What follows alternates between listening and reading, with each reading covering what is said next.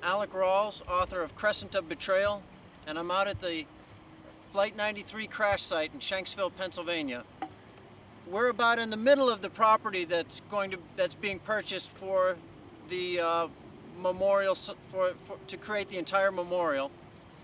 And I want to show you a few more aspects of this beautiful property. This is property that was strip mined for coal. And don't let anybody tell you that once you strip mine for coal, the land is despoiled. This place is gorgeous. And we're going to show you a part that I've labeled in my description of it in the book, unnatural beauty. What you see here is a pond that was created by the strip mining. And they're all up and down this several mile plot of land. This is a beautiful little pond here. Now it's unnatural, not just in its creation, but it's got a culvert over there for over to the right for its drain out. It has a drainage in up here, and over to the left here we see the full scope of unnatural beauty. All these man-made items which make the land very interesting. Richard, focus up there on that drag line, and then pull back from it a little bit so people can see the features of the unnaturally beautiful pond in the foreground with the unnaturally beautiful drag line in the background up on that ridge line. That big derrick up on the ridge line is called a drag line because what they would do is they would set the bucket out from the drag line, and they would drag it to the bucket in order to strip the coal from the land. And then they would load it into their trucks and go burn it. At the far end of the pond, there's a drainage that comes down the hillside in, and you can hear it if I shut up for a minute.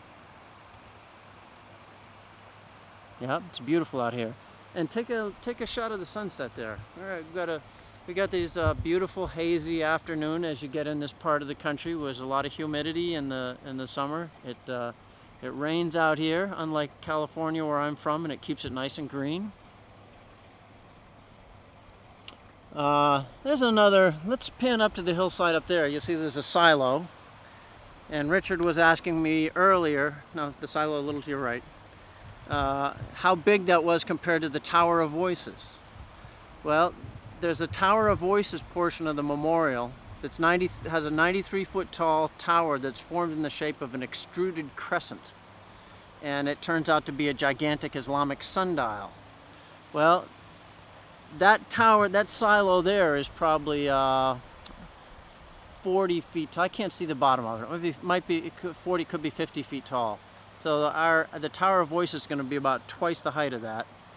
And I think in proportion, well, that might be, if you doubled the height of that might be about the proportion of it.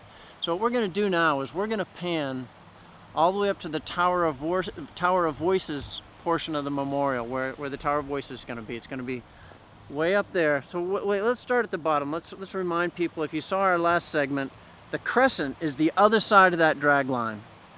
So there's this vast crescent about a half mile wide. It's about a mile and a half to walk from crescent tip to crescent tip.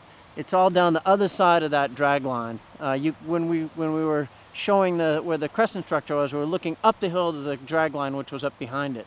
So now we're going to pan up to the other end of this nice big piece of beautiful property. It's a few miles long, and really a great spot. And there's deer out here. I don't know if we'll find any to get in the camera, but it's full of deer, and there should be some bear around, and coyotes and foxes, and there's wherever there's a little bit of wetland, there's geese around because we see the geese poop all over. Now straight up through that what looks like a wheat field there, just the other side of that, there's a whole chain of these dragline created ponds. We can't quite see them from here, but this place is just full of these beautiful little ponds. And where you see a low spot on the horizon, it's right up in that area where the Tower of Voices portion of the memorial is going to be built. So what we're going to do, we're going to drive our car up there, and our next little section of video will be describing the Tower of Voices.